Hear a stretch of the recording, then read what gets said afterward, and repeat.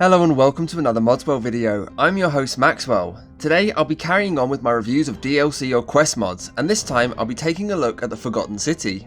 This is a critically acclaimed mod, and by simply looking at the features it's pretty clear as to why.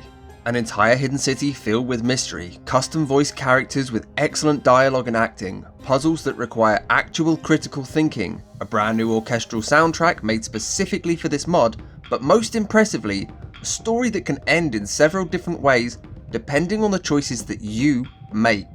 But that only tells you some of what's going on, and whilst these features sound great, do they add up to an enjoyable experience, and is it worth 133.4 megabytes?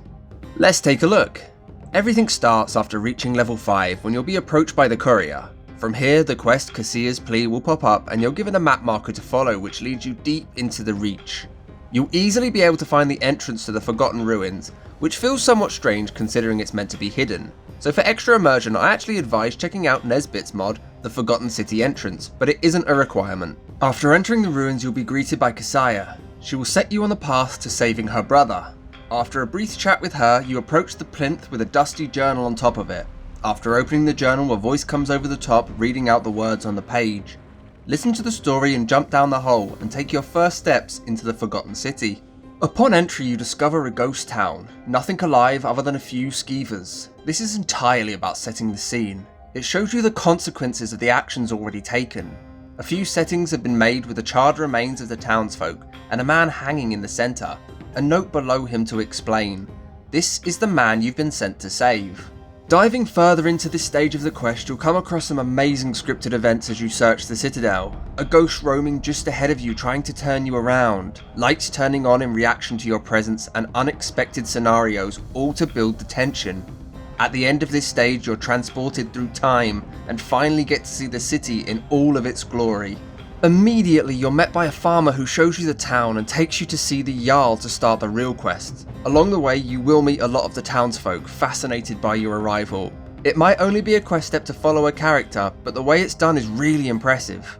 At the end of this quest step you'll find yourself at the top of the Citadel talking to the Jarl. After explaining what you've seen and how you arrived here back through time, the Jarl will enlist you to help prevent these horrors. He has some idea of what could have happened.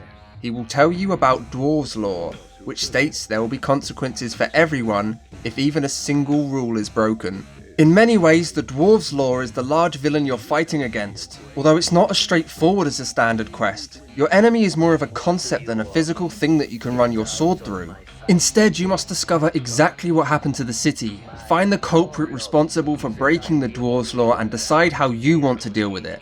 The entire mod is a huge whodunit and arguably one of the best in-game murder mysteries I've ever played. You are the detective and get to rummage through the town, talk to the people and report your findings to the Jarl. This mod will not hold your hand, it's all on you.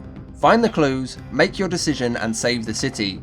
Just know that the actions that you will take lead to different outcomes. I really don't want to give too much of the quest away and ruin the mystery. What I'm going to do instead is review individual aspects of the mod.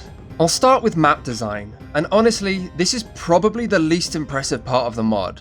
I'd liken the area to a less memorable Blackreach, without the features that make that an iconic area within the vanilla game.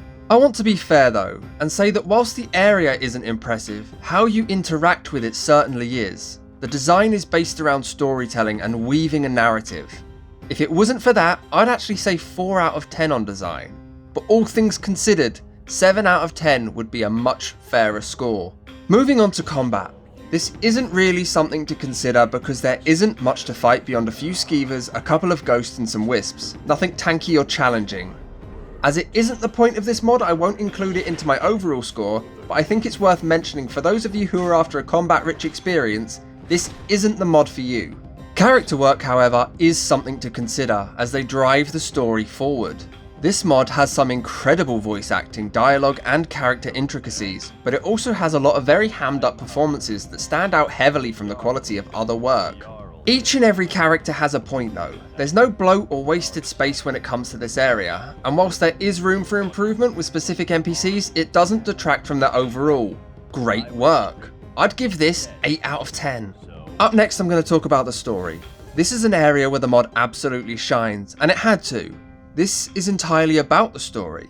This mod takes every aspect of storytelling and uses it to its advantage. It never feels the need to hide behind gimmicks or even combat to hide the weaker points of the mod. Instead it uses characters, scenes, tension and mystery to draw you in and hook you.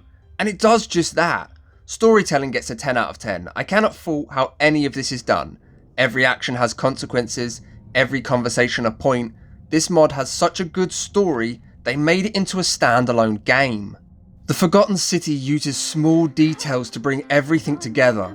Little moments that make your jaw drop and make you wonder, if modders found a way to do this, why didn't a game studio? So everything considered, what's my overall verdict on this mod?